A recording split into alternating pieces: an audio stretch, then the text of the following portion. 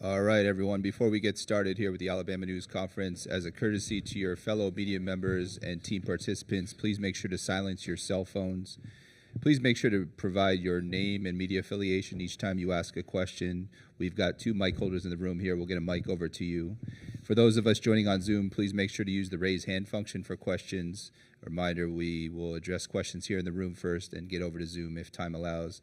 And one final reminder, recording of this press conference on cell phones and cameras is prohibited.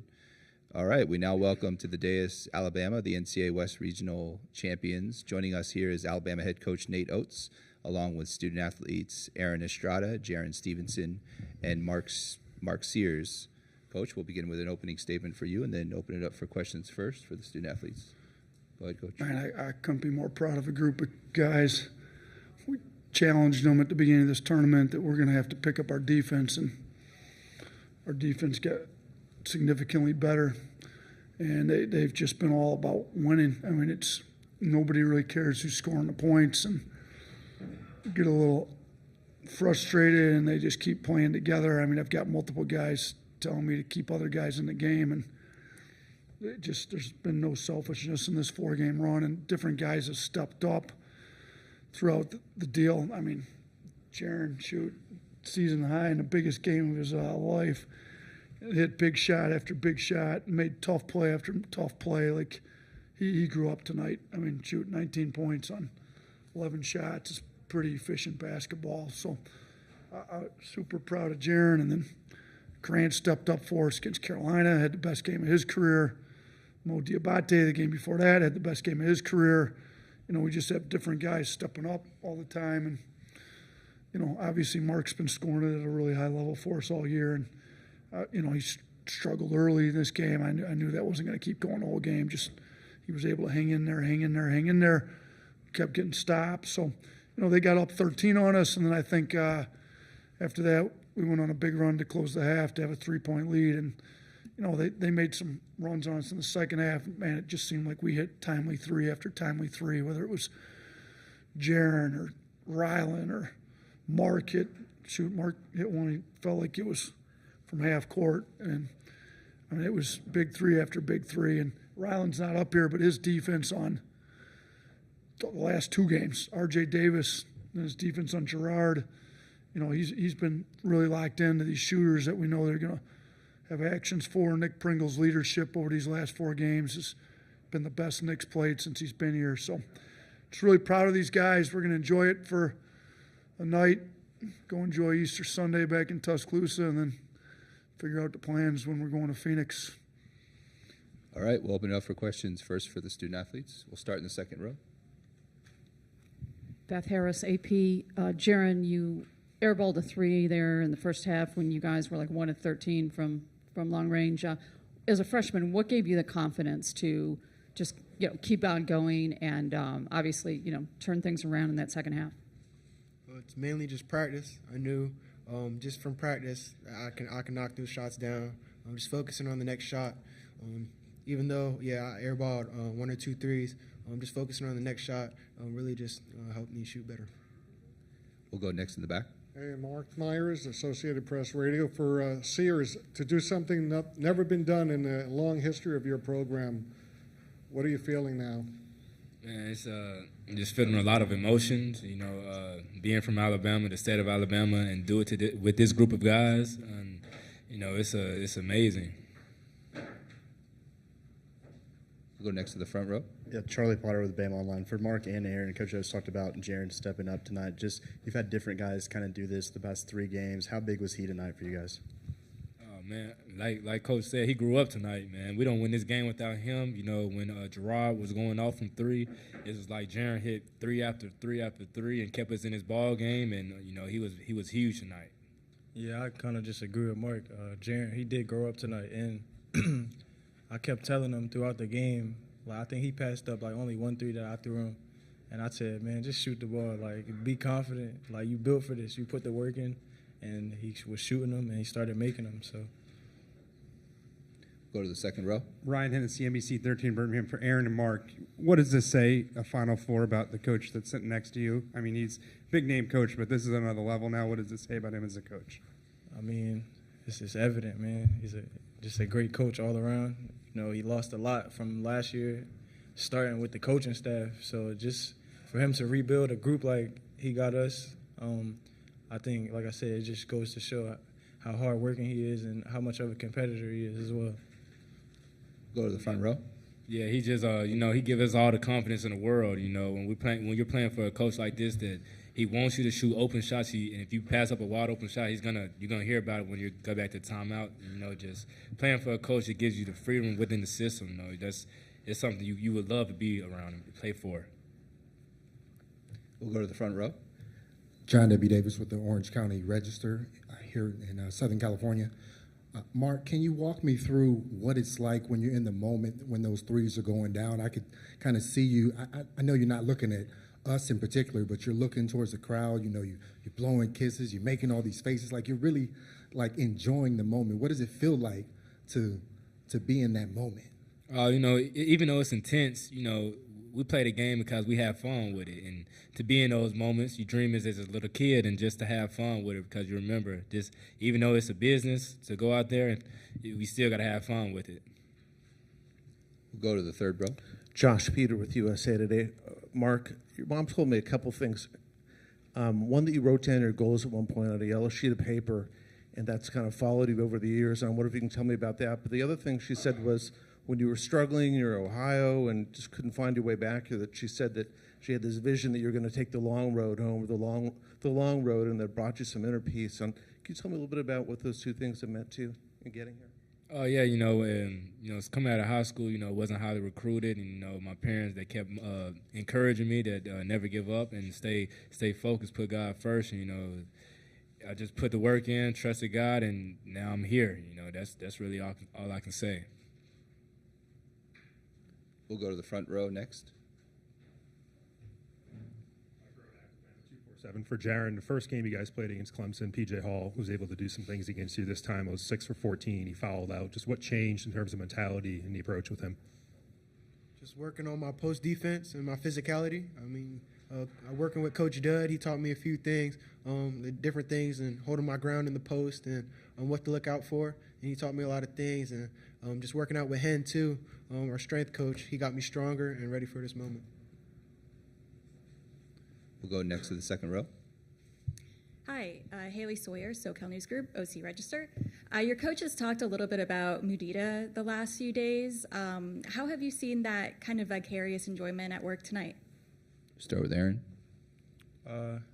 I think that the Mudita thing was probably the best thing that happened for this team, honestly, just because we have so many pieces on our team, and, it's hard to be consistent at this level without any support, So just knowing that you have your brothers behind you and everybody in our program behind you, I think it just helps on a mental level, and ultimately that helps you just play better down the stretch, I think. With my 2 airball threes, my guys have my back, and they wanted me to keep shooting. And every time I went to the bench, the guys would high-five me, have my back, and just cheer each other on. And every time I was on the bench, we'd lock each other's arms, clap, chant defense and stuff like that. I felt like it was there today. Mark? All right. We'll continue with questions. Go ahead and raise your hand if you have a question for the student athletes. They asked about Mudita. Listen, we're going to let him talk. I was distracting him on what he wants to talk about Mudita. I was letting him know that he was the most outstanding player of the tournament. That's on me. So they asked about Mudita. So there you go. Sorry. Mudita, man, that ever since we first heard of it, when conference play started, it stuck with us, and it really changed our season around because we started off 6-5, and we heard the word of Mudita, and that just changed our season around because everybody, you can see it on our face cheering for others when they're succeeding, even though we're not succeeding. That really just it changed us around. I think it really helped us win this Final Four because of Mudita. Go over here. Amanda Skurlock, LA Sentinel. What's been a memorable moment so far, just going on this run? Wait, for me? Or? Go ahead, Aaron. You start. I would say, for me personally, just making the tournament. I've been in college for 5 years, and this is my first NCAA tournament. So I would just say the whole experience for myself is memorable. there's a lot of memorable moments so far. Again, I love Mo D going off against Grand Canyon. That was very memorable. Him going in, getting rebounds, getting points and stuff like that, crashing hard. And then the last game with Grant Nelson, shooting the ball, knocking down shots, going in, getting rebounds, hit that and one, put us up. I feel like those are memorable. I say mine would be, Jarin just he stepped up tonight, and we don't win this game without him making them timely threes, and just seeing him do that and he maturing and growing up, that's really a memory, and being able to cut down those nets when the confetti came down, and that's for sure another memory. Jay Smooth. That's his nickname. He was smooth tonight. Any other questions for the student athletes? We'll go second row and in the back. Go ahead, start at the back. Hey, Aaron, when you're down 13, thoughts at that time in the first half? It's a long way to come back. I think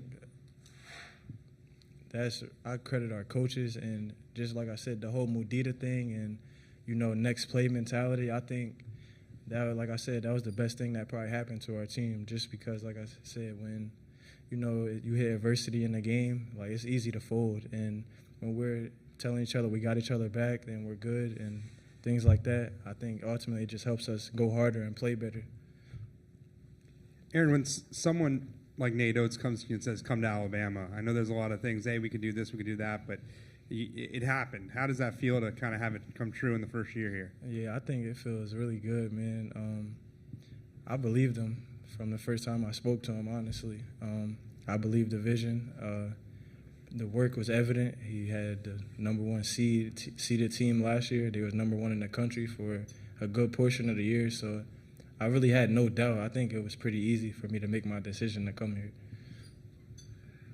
Alejandro Vila, Outkick.com.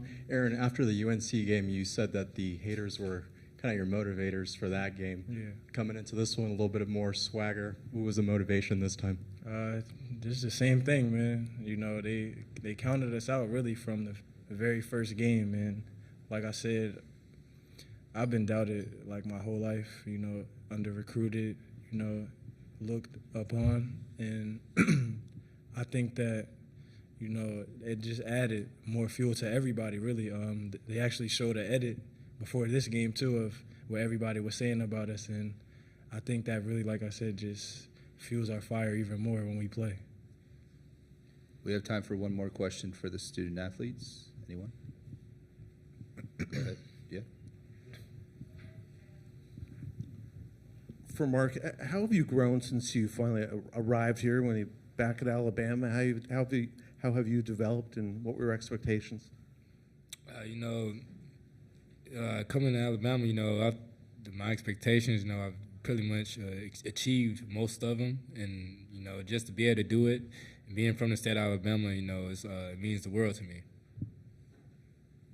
All right, guys, thank you. All set. We'll continue with questions here for Coach Oats.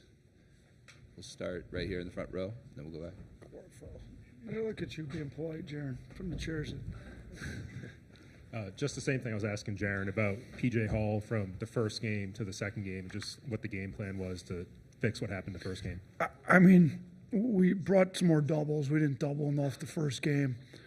We tried to front too much the first game, gave him too many angles. We didn't want to front him. We wanted to stay between him and the rim, make him score over somebody. He had the one where he spun baseline and got an angle. It's actually, I think, Grant Nelson's fourth foul. We didn't want him doing that. We wanted to keep a body between him and the rim, make him shoot over us. We knew they would.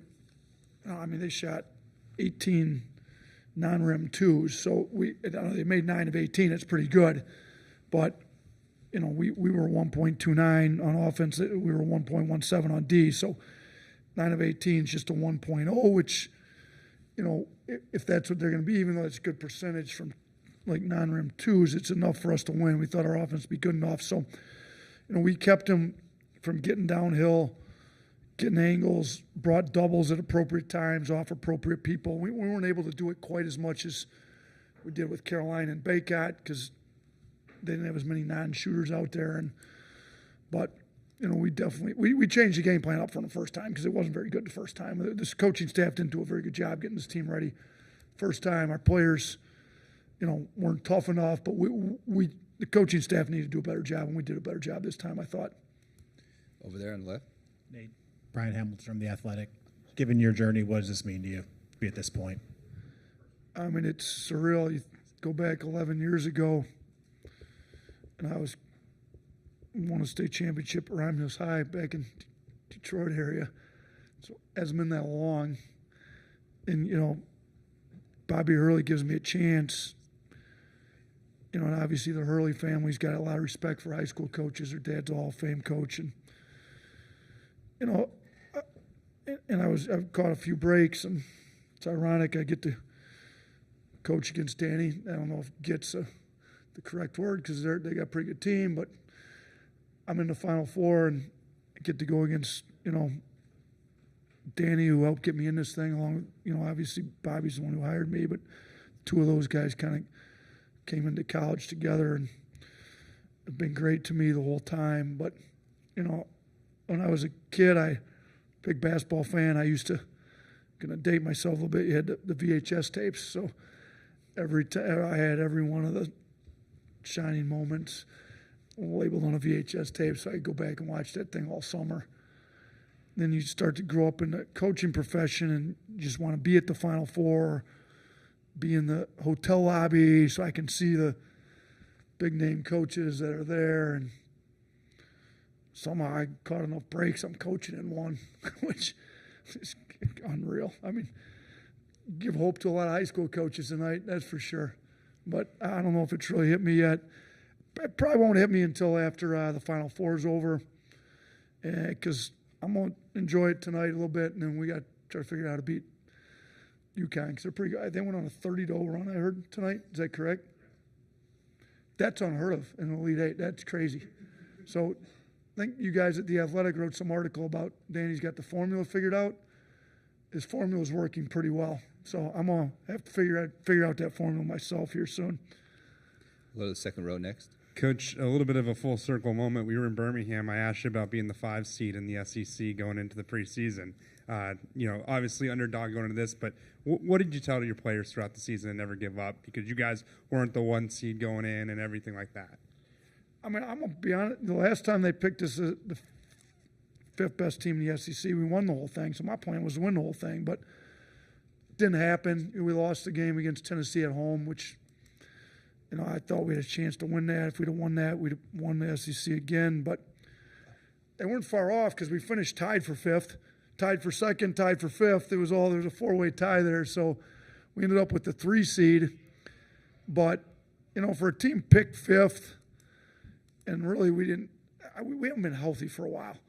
Like the last time we were fully healthy, we beat Texas A&M, who's a really good team. They almost beat Houston.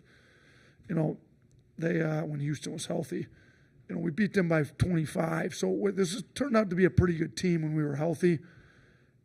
For us to win these 2 games, to go to a Final Four without Reitzel, who was playing unbelievably well, as good as any guard we have, shows a lot about the character of this team. And Reitzel was as good of an assistant coach as we had on the bench these last 2 games. He's been great. But, this team's come a long ways. The program, the staff, I got 3 brand new assistants. I'm happy for the 3 assistants that left that helped lay this foundation, for other people that have moved on that laid a foundation. To be honest with you, some previous coaches, I mean, we walked into a pretty good talent pool. Avery did a pretty good job getting talent here, and we were able to win in our 2nd year with the talent that he had brought in, Herb, Petty, Reese. So you don't want to ignore the fact that a pretty good foundation. Greg Byrne knows what he's doing, gives us everything we need to succeed, and here we are. And school's first ever Final Four. When I got the job, I thought, before I ever took the job, Rick, my agent, and me talked, and he said, "Look, they've got all the resources you need to be able to win at Alabama. We need to go get this job." So I trust him. He knows what he's doing. They do have all the resources you need to win, and we put together a few good teams. You just got to keep knocking on the door. Last year, number 1 overall seed, we should have been in the Final Four, but it doesn't work that way. like the best team doesn't always win because it's a one-game elimination tournament. You got to be hot at the right time, and we looked like we were not hot at the right time, losing, what did we lose, 4 of our last 6 or something going into this tournament. But our staff was good. We looked at some other teams that were similar to this. Syracuse did it twice. I called Jim Boeheim on that Sunday, like, what do we got to do? I talked to him, maybe it was that Saturday. I called Frank Martin. South Carolina made a Final Four run when they weren't hot at the end of the year. I asked him what he did. I tried to pick the brain. I called Coach Saban, what do we got to do? And he kind of gave me the next idea, next. So guys bought in. We can make this run. Other teams have done it. We've got the capability to do it. We got to get back to playing great defense, or get to start to playing great defense. I don't know if back's the correct word. But, we can have the number 1 offense in the country. We had it for a majority of the year. Let's put a top 20 defense together with it, and we can make a Final Four, and I think we've done that. Front row. Nate Kelly, Tuscaloosa News. Nate, how do you feel like the run you guys have made, now reaching the Final Four, has vindicated the system that you run? That's a great question, because a lot of people question, can you win big in March shooting all the threes you shoot? I don't know. How many do we shoot tonight? I don't know. For all the naysayers, is 36 too many? 16 out of 36 ain't bad, though. 48 points from three-point line isn't too bad. So, look, it's not – and here's the thing people don't understand. We're not trying to shoot 53s. We're trying to take the most efficient shots we can. So we were 1.29 today. Our effective field goal percentage was pretty good. We took 2 non-rim twos, all right? We didn't finish at the rim as well as we should have. I thought we blew some easy layups we should have made in the first half. Our analytics company, we've got a third-party analytics company we use. They were here with us for this run. They told me at the half we were winning the game by 11 on expected value, expected points. Just keep doing what we're doing. I told the guys that. Guys, expected value, like we're winning this game by 11. We just got to make they're taking tough shots and happen to be making them. We've got some easy layups and we're missing them. We got to finish at the rim and just keep doing what we're doing. Well, we shot up, made a few threes there in the second half. 10 of 15 in the second half ain't bad. So I think you can win playing this way. They win playing this way in the NBA. We've just proven you can make a Final Four run. And you know what? UConn's a pretty good team, and they play somewhere. Now, they play through the post a lot, but Danny's big on offensive efficiency, playing the right way, getting the right shots. Now, their defense is a lot better than ours. We're going to have to figure out how to beat them. But I think more college teams are starting to play a more efficient style of basketball like we've been playing. We have time for 2 final questions. Back. Hey, Nate, when you share a sports department with the greatest football coach perhaps in college history, I think it's obvious or natural that you might be overshadowed, your team, your program. So what you did here tonight, first I want to ask, how much did that nag at you over the years? And then what your team is able to accomplish tonight forever changes the perception perhaps of your program and the school's basketball program? Yeah, when I came to Alabama, I knew it was a football school. Like, there's no denying it. But somebody asked me that a couple years ago. I think it's a championship school. There's the whole Mudita thing. Like, I'm going to pick the brain of all the ultra-successful coaches throughout the department. And we've got multiple coaches, current coaches that have won national championships, whether it's men's golf, women's golf, softball. And we've got, Sarah Patterson retired from gymnastics. She's a huge basketball fan, has her own season tickets, won multiple national championships in gymnastics. But Coach Saban, I'm a big football fan.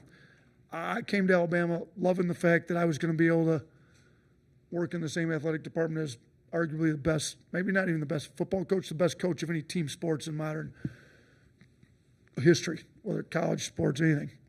And I didn't want to bother him, but I certainly picked his brain when it was appropriate. I went and watched practices. I sat in on staff meetings. I shadowed him for a day. I went on road trips with him to see how they operated. I tried to learn as much as I could. It never nagged me or bothered me that football was huge at Alabama. I loved it. Like, it's better for recruiting. It's better for everything for us. I tried to learn from it, and different people would make comments, football. We're only 18 national championships behind them. We got a few to catch up. So let's just keep grinding. Let's get to a Final Four first, and let's put ourselves on a big stage. So I love the fact that he's still got an office at Bryant-Denny. I love the fact he's willing to talk to me. He talked to me before this run, texted me during the run.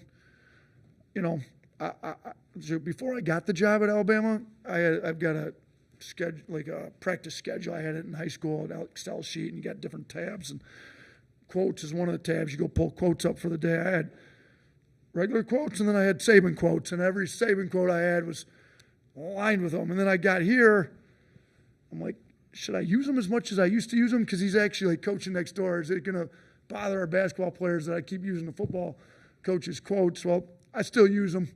They're pretty good. I'm still getting more of them and add them to the list. So it never bothered me. I love the fact we're at a football school, and we're going to try to add another sport to the championship school level because I think we're knocking on the door there. Final question over here. Ben Golliver, Washington Post. Just to go back to what we were talking about with modern basketball a minute ago, Clemson's coach came in and said, hey, it looks really pretty if a team like you plays fast, makes a bunch of threes, but it could set up a coach for second guessing if those shots aren't going in. I'm curious, you guys hit your run about 10 minutes in, but let's say that didn't come. Is there ever a moment with your season on the line where you're potentially flinching or thinking about a plan B? And then what's the key to getting your players to stick to the disciplined shot selection when they're not going early? Because it's easy to say, hey, the numbers say this, but it's not as easy if you're feeling a game slipping away. Yeah, I mean, I don't ever second guess the plan, but the plan does involve, we've got a layup package in there. If we need, like, if team's going on a run, how do we try to get an easy layup? You know, we've got post-ups. You saw we posted Grant yesterday, posted him today again, got in there, got fouled. Nick got fouled off his post-up. So we've got some different options to get efficient shots. They don't always have to come flying up and down, taking quick threes. So quick threes are efficient if you're from the right shooters. There's other efficient shots too. So we've got different packages to get efficient shots. Look, guys come in the summer, we teach them how to play efficient.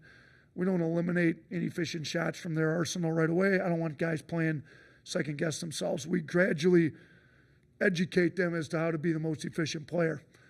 Brandon Miller became pretty efficient, moved from like projected 23rd pick in the draft to the second pick in the draft. When we got him all summer and fall, over a third of his shots were non-rim twos. By the time we got to conference play, he was 12% of his shots were non-rim twos throughout all of SEC play. He learned how to play efficient and moved his stock way up in the draft. So we'll educate the guys, and they stuck with it. I mean, we were one of two on non-rim twos today. And I'm not telling our guys not to shoot them. We probably shot two appropriate non-rim twos. Aaron was 1 of 2. He's a really good non-rim two shooter, and sometimes it's the appropriate shot. But we do have a package that we can get appropriate shots. We don't want to feast on inefficient shots. All right, Does that answer the question enough? All right. We're all set, Coach. Thank you.